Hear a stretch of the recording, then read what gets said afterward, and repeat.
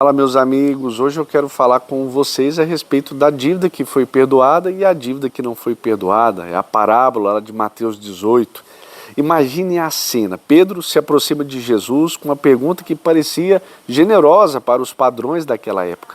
Ele diz assim, então Pedro, aproximando-se, disse, Senhor, até quantas vezes pecará meu irmão contra mim e eu lhe perdoarei? Até 7.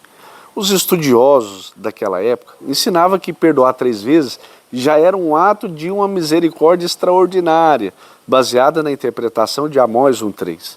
E Pedro, generoso, dobra esse número e ainda soma mais 7 vezes. Ele deve ter esperado de Jesus, muito bem, Pedro, parabéns, cara.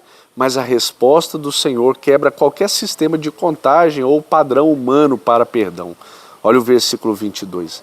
Jesus respondeu, não te digo até 7, mas até 70 vezes 7. 490 vezes. Na verdade, o número não é o ponto. Significa perdão sem limite, sem contagem. Jesus está dizendo, Pedro, você está fazendo a pergunta errada. O perdão não é uma questão de matemática, é uma questão de coração transformado, amigo. E para explicar por que isso deve ser assim, Jesus conta uma parábola interessante, a qual eu quero compartilhar com vocês aqui. Então, o versículo 23 vai dizer assim, porque o reino dos céus é semelhante a certo rei que quis fazer contas com os seus servos.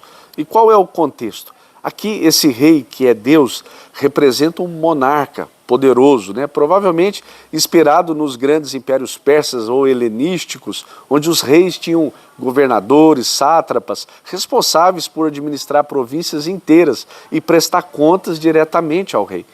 E o versículo 24 vai dizer então, e começando a fazer contas, foi-lhe apresentado um que lhe devia 10.000 talentos. Aqui está o ponto-chave do ensino do Senhor Jesus.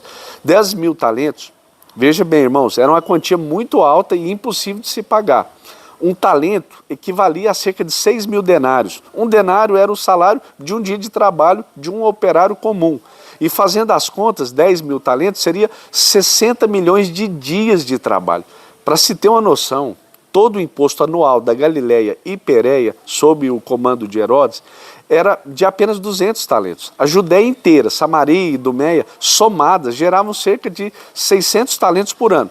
Jesus está descrevendo, de propósito, uma dívida que é impossível de pagamento. Não é uma dívida grande, é uma dívida inexistente. Jesus está exagerando aqui de propósito. Olha o que diz o versículo seguinte.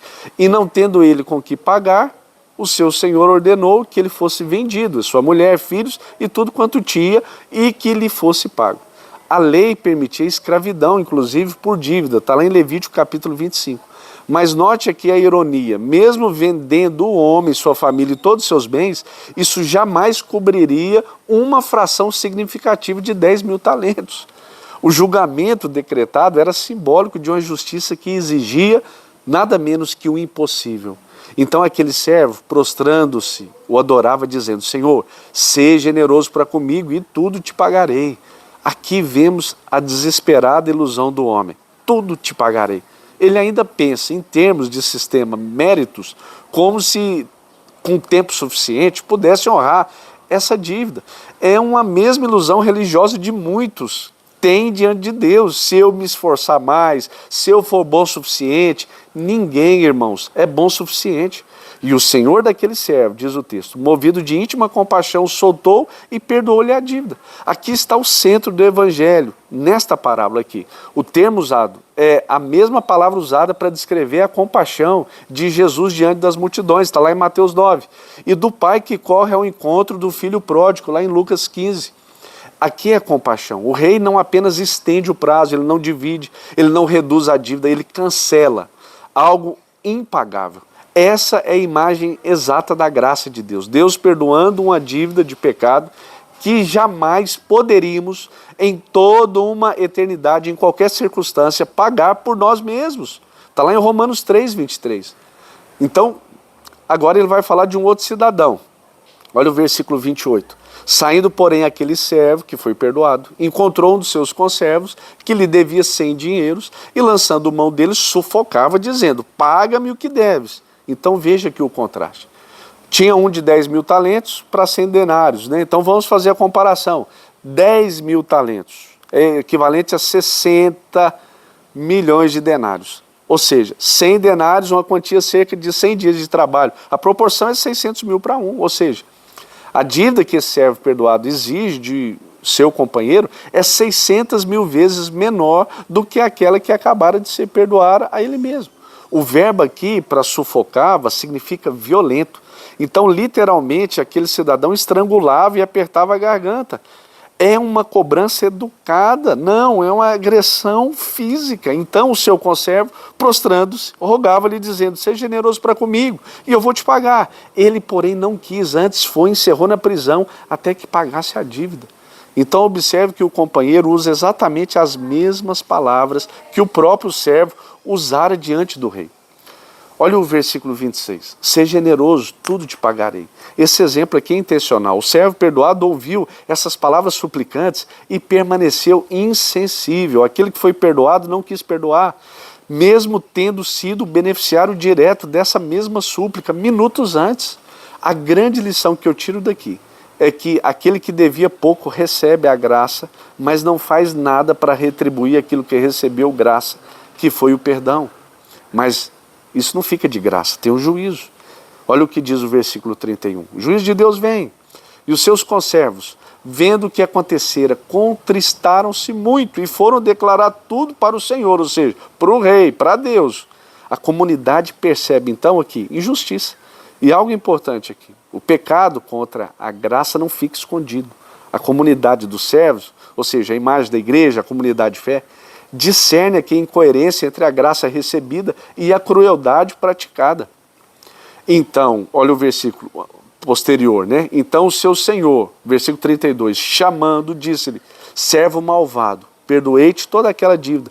Visto que me suplicaste, não devias tu igualmente ter compaixão do teu conservo, como eu também tive misericórdia de ti? A pergunta do rei revela aqui uma lógica. Quem recebeu misericórdia tem obrigação moral de estendê-la aos outros. Não é uma sugestão opcional. É a consequência lógica e necessária da graça que nós recebemos de forma genuína. Olha o que Tiago escreveu. A fé, se não tiver obras, é morta em si mesma. Da mesma forma, a graça recebida sem fruto de misericórdia é evidência de que ela nunca foi verdadeiramente compreendida ou foi internalizada. Olha o versículo 34. Indignado, seu senhor o entregou a quem? Aos verdugos, até que pagasse tudo que lhe devia.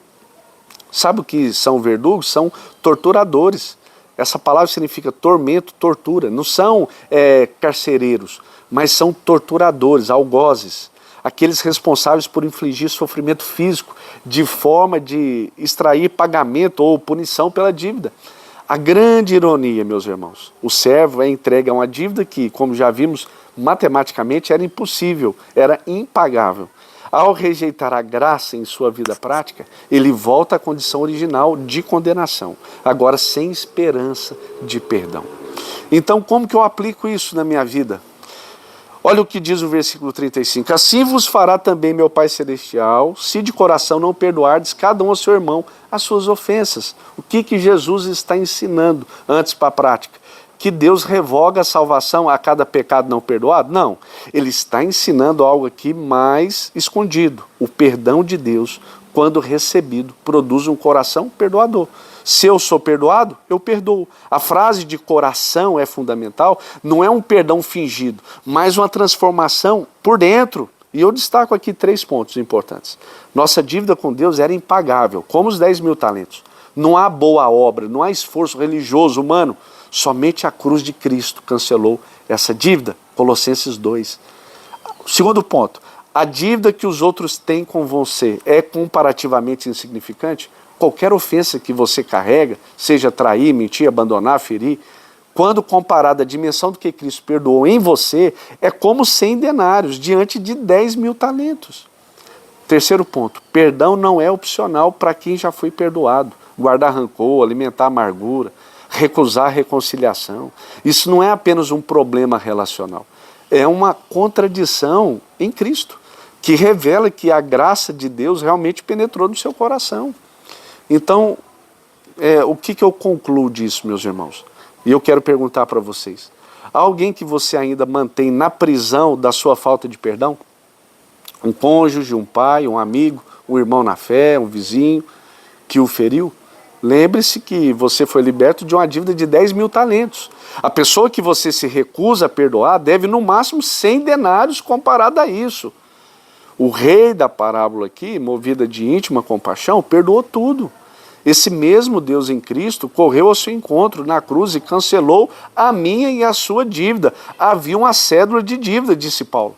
E a pergunta que fica então não é quantas vezes eu devo perdoar, como Pedro perguntou. A pergunta é, você já experimentou a graça que recebeu, a ponto dela transformar como você trata quem lhe deve? Pense nisso, amém? Deus abençoe a sua vida, é muito bom estar aqui falando com você. Deus abençoe a sua casa, a sua família. Até a próxima.